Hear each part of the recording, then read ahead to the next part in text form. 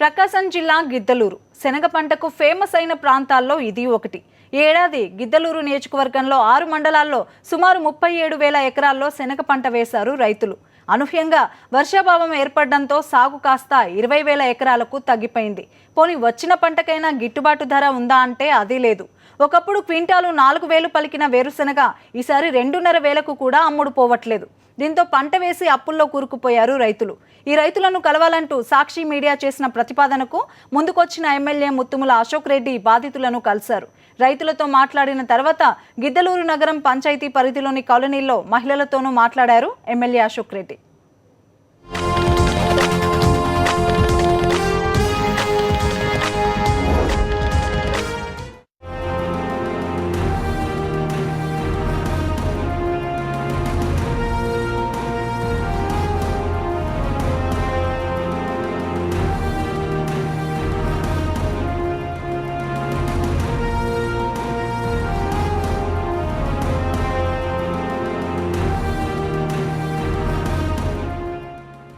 ప్రకాశం జిల్లా గిద్దలూరు నియోజకవర్గ శాసనసభ్యుడిని.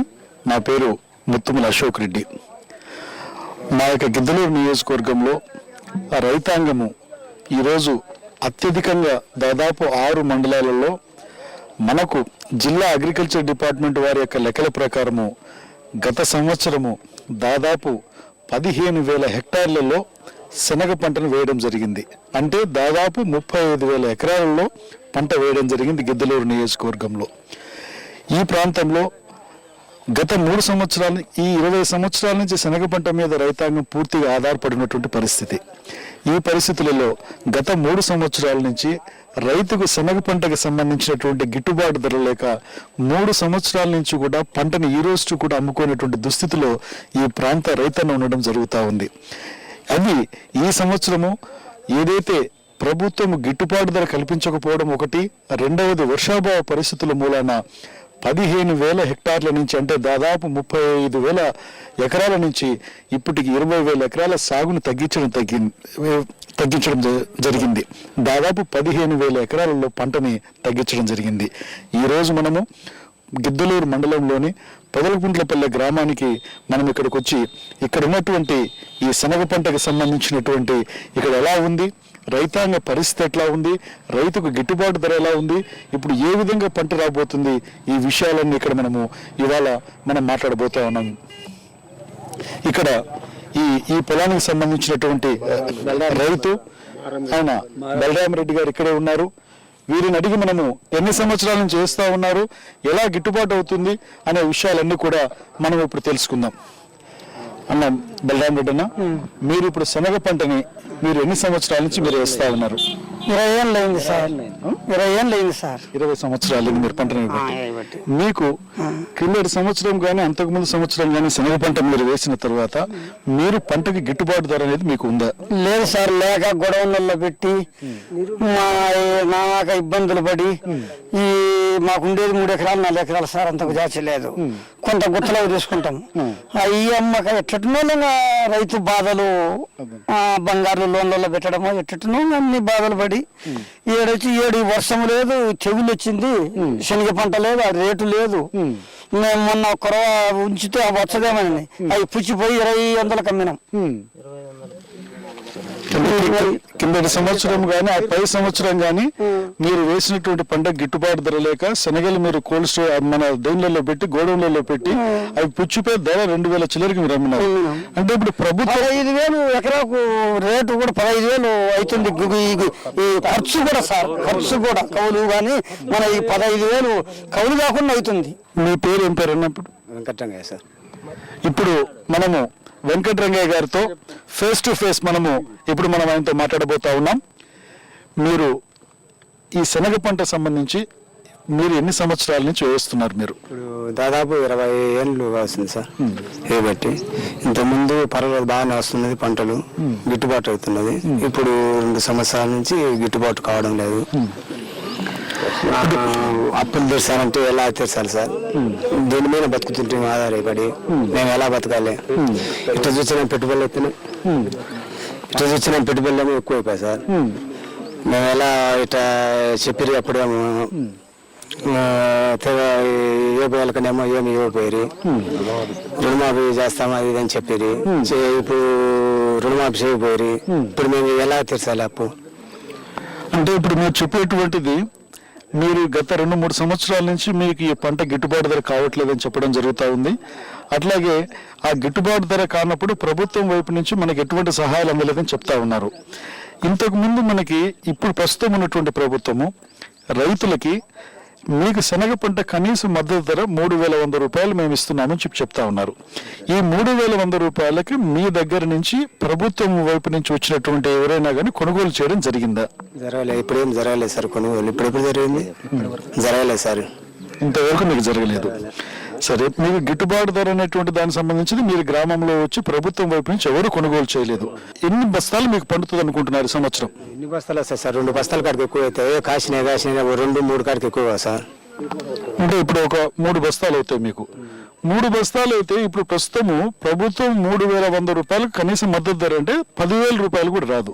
అంటే మీకు రాబోయేటువంటి నష్టం మీరు చెప్పే లెక్కల ప్రకారం 25,000 అంటే 15,000 రూపాయలు నష్టం వస్తుంది. ఇంత నష్టం పోవాలంటే మీరు ప్రభుత్వాన్ని కనీస మద్దతు ధరగా ఎంత కొనుగోలు చేయాలని మీరు అనుకుంటా ఉన్నారు? 5,000 అమ్మితే కానీ మాకు గిట్టుబాటు కదా సార్. 5,000 రూపాయలు అమ్మితే కానీ మీకు గిట్టుబాటు కాని పరిస్థితి. అంటే ప్రభుత్వాన్ని 5,000 రూపాయల కనీస మద్దతు ధర మీరు కొనుగోలు చేయాలనేటువంటిది మీ యొక్క ఇది. అవును సార్. ఓకే, ఇక్కడ ప్రస్తుతం మనం పంటను చూసినట్లయితే మనము ఈ రైతుతో మనం ఫేస్ టు ఫేస్ లో మనకు స్పష్టంగా రైతులు వాళ్ళు అడగడం జరుగుతూ ఉంది ప్రభుత్వాన్ని. రైతులకి శనగ పంట ఈ ప్రాంతంలో నుంచి రైతులు పంటలు వేయడం జరుగుతుంది. ఈ సంవత్సరము వర్షాభావ పరిస్థితుల గుండా కానివ్వండి, తెగుళ్ళ గుండా కానివ్వండి, గత 2 సంవత్సరాల నుంచే శనగ పంటకి ఈ ప్రాంతంలో తెగులు రావడం అనేది జరిగింది. ప్రభుత్వం సంబంధించినటువంటి కనీస మద్దతు ధరని ఈ ప్రాంతంలో ఇప్పుడు ఉన్నటువంటి 3,100 రూపాయలని 5,000 రూపాయలు చేస్తే కానీ ఈ పంట దిగుబడి అనేటువంటిది 4 బస్తాలకు పడిపోవడం జరిగింది. రైతులతో మాట్లాడితే అంతకుముందు ఒక 3 సంవత్సరాల కిందట ఎకరాకు కనీసం అంటే 8 నుంచి 10 బస్తాలు పండేటువంటి పరిస్థితి నుంచి ఈరోజు 4 బస్తాల నుంచి 6 బస్తాలకు పడిపోవడం జరిగింది. పంటనేమో మనకు దిగుబడి పడిపోవడం జరిగింది. ఒక ప్రక్కన గిట్టుబాటు ధర విషయం మనం చూడబోతేనేమో రైతులకి ఏదైతే వారికి సంబంధించినటువంటి ఈ పొలాలకు సంబంధించిన గుత్తలైతేనేమి, మందుల విషయంగా అయితేనేమి, రైతుకు మనకు కూలీల విషయం అయితేనేమి మొత్తం చూసుకుంటే ఎకరాకి 20,000 నుంచి 25,000 ఖర్చు వచ్చే పరిస్థితి ఉంది ఇక్కడ. కాబట్టి రైతులకి కనీస మద్దతు ధర అనేటువంటిది శనగ పంటకి 5,000 రూపాయలు ఇవ్వాలని చెప్పి ఫేస్ టు ఫేస్ లో మన రైతు సోదరుడు చెప్పడం జరుగుతూ ఉంది.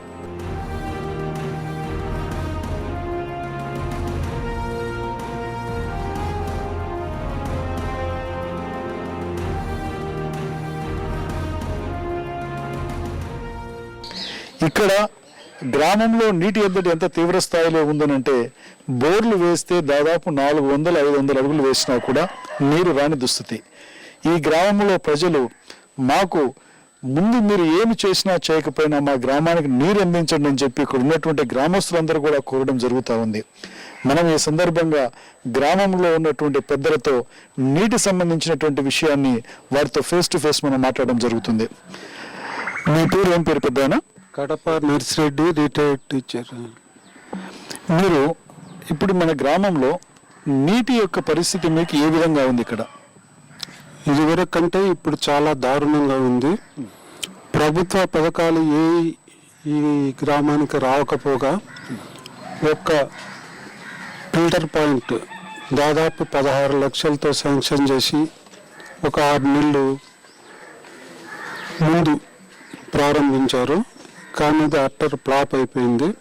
ఒక చుక్క కూడా రావట్లేదు. కాబట్టి నేను గౌరవనీయులైనటువంటి అశోక్ రెడ్డి గారు ఎమ్మెల్యే గారిని కోరేది ఏంటంటే మా ఊరికి ఇంకొక బోరు వేసి ఈ ఫిల్టర్ పాయింట్ను పునరుద్ధరించి కనీసం సగం ఊరికైనా మంచినీటిని సప్లై చేయాలని ముఖ్యంగా గ్రామ ప్రజల తరఫున కోరుకుంటున్నాం.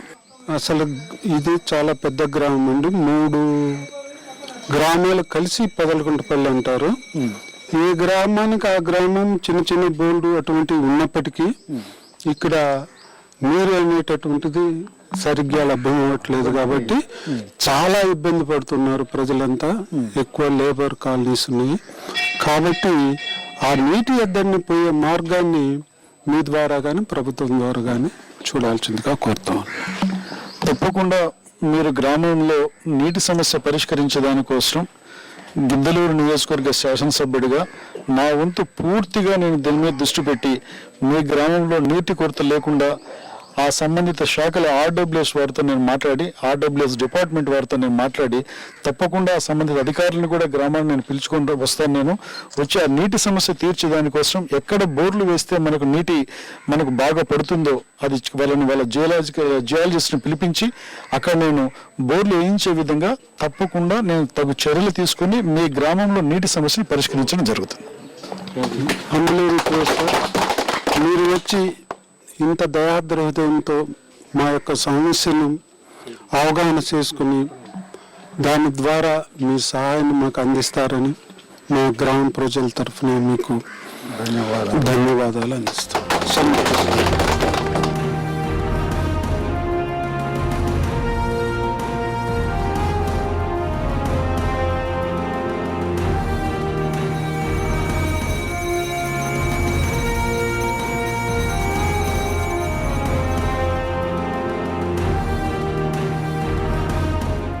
పెదలగుంట్లపల్లె గ్రామంలో మనము ఈ గ్రామంలో నీటి సమస్య అనేటువంటిది చాలా తీవ్రంగా ఉంది. ఇక్కడ చాలా మంది మహిళామతులు అందరూ కూడా ఉన్నారు. వాళ్ళతో మాట్లాడి ఈ గ్రామంలో నీటి సమస్య అనేటువంటిది ఏ విధంగా ఉందో మనం అడిగి తెలుసుకుందాం. మనం అమ్మా, ఇప్పుడు మీ గ్రామంలో నీళ్లు ఎట్లా వస్తున్నాయి? రోజు మీకు నీళ్లు రావడం జరుగుతుందా? రావటం లేదు సార్. నీళ్లు 12 గంటల నుంచి మేలుకొని అతనే ఉంటున్నాను సార్. రాత్రి 9 నుంచి 3 దాకా మేలుకుంటున్నాం. 3 గంటల కరెంట్ అంటే అవి ఒక రోజు 2 బిందెలు వస్తాయి, 1 బిందె వస్తాయి, చెప్పేదానికి అయితే లేదు. వస్తే ఇక్కడ లేకపోతే అక్కడ దూరంగా పోయి తెచ్చుకోవాల్సింది వస్తుంది. ఇప్పుడు గ్రామంలో నీళ్ళు అనేటువంటిది మీరు రోజు రాత్రుల పూట 3 గంటల వరకు మేలుకుంటే మీకు వాటర్ అంటూ రావట్లేదు మాకైతే. ఇప్పుడు దానికోసం ఆ బోర్ ఒకటి అక్కడ అడిగి వేయించుకున్నాము. మోటార్ ఒకటి మీరు శాంక్షన్ చేస్తే కొద్ది రోజులు ఆ నీళ్ళనే పట్టుకుంటాం. అదేదో మీరు దయచేస్తే తప్పకుండా నీటి సమస్య అనేటువంటిది ఎవరికి కూడా లేకుండా ఉండేటువంటి ప్రయత్నం చేద్దాం. నేను మీ గ్రామ సర్పంచ్ గారితో కూడా నేను మాట్లాడతాను. నేను గ్రామ సర్పంచ్ గారితో మాట్లాడి మీకు నీటి సమస్య లేకుండా చేస్తాను.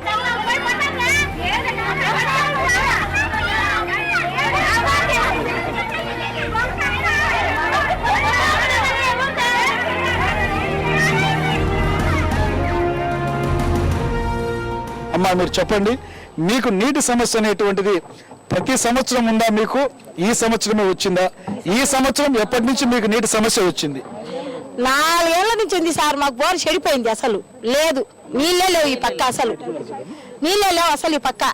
ఇంకా ఈ మధ్య అస్సలు ఎక్కువైపోయింది, ఈ పక్క ఎక్కువైపోయింది.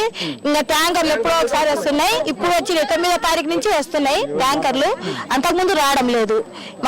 మేము కొట్టుకొని చేతులు కొట్టుకొని ట్యాంకర్లకు తలలు వాళ్ళు ఒకటి స్టేషన్లకు కానీ పోయినాం నీళ్ళ కోసం. ఇప్పుడు మీరు 9వ తారీఖు నుంచి నీళ్లు సక్రమంగా వస్తున్నాయని అన్నారు మీరు. అంటే 9వ తారీఖు నుంచి సక్రమంగా ఎందుకు వస్తున్నాయి మీకు నీళ్లు? అదే పంపుతున్నారు కాబట్టి మీరు అశోక్ రెడ్డి సారు పంపుతున్నారు. అంటే మీకు ఆ రోజు నేను ఇదే వచ్చాను, మీకు 9వ తారీఖు రోడ్డు మీద నీళ్ళ సమస్య ఉందని చెప్పి మీరందరూ రోడ్డు మీద కూర్చున్నారు.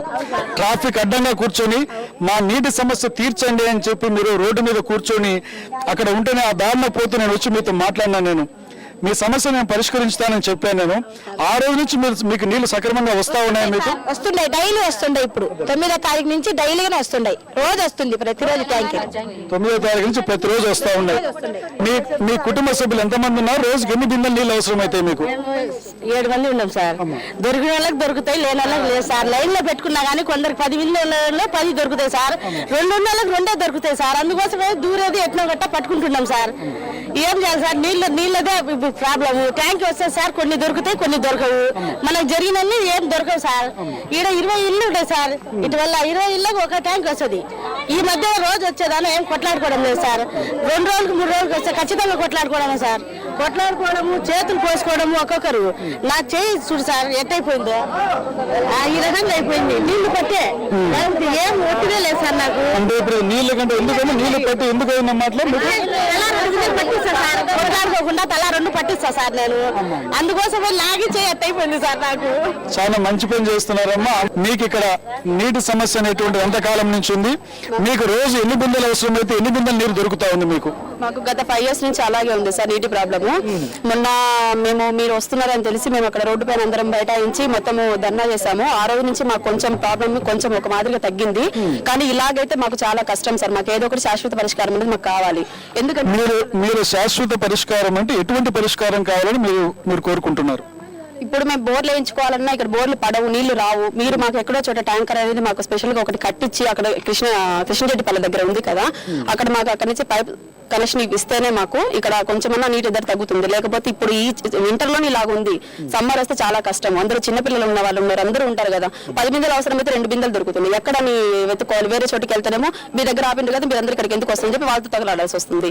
అట్లా మంచిగా ఉన్న వాళ్ళు కూడా కొట్లాటలు రోజు తెచ్చుకోవాలంటే ఎవరితో ఎన్నిసార్లు కొట్లాడతాం సార్? మళ్ళీ కొట్లాడుతున్నాం ఇలాగా అలాగని చెప్పి అంటారు. మళ్ళీ ఇప్పుడు మీ ఇల్లు అక్కడ రోడ్డు మీద కదమ్మా, మీ ఇల్లు రోడ్డు మీద, మీకు అక్కడికి ట్యాంకర్లు అనేటువంటివి మీకు ప్రతిరోజు మీరు నీళ్లు పెట్టుకునే దానికి వస్తున్నాయా ఇప్పుడు, లేకపోతే రోజు మార్చి రోజు వస్తున్నాయా? ఇది వరకు రోజు మార్చి రోజు వచ్చేటి సార్. మొన్న ఈ మధ్య మేము అందరం రోడ్డు పైకి వచ్చాము కదా మీరు వస్తున్నారనేసి, ఆ రోజు నుంచి మాకు కొంచెం రోజుకు ఒకటి వస్తుంది. అయినా కూడా మాకు ఎక్కువ మంది ఉండే వాళ్ళు ఉంటారు, సరిపోవటం లేదు. ఒకరిద్దరు ఉన్న వాళ్ళతో అడ్జస్ట్ చేసుకుంటారు. ఒక ఇంట్లో 10 మంది ఉండే వాళ్ళు ఉంటారు, వాళ్ళందరికీ కష్టమే కదా.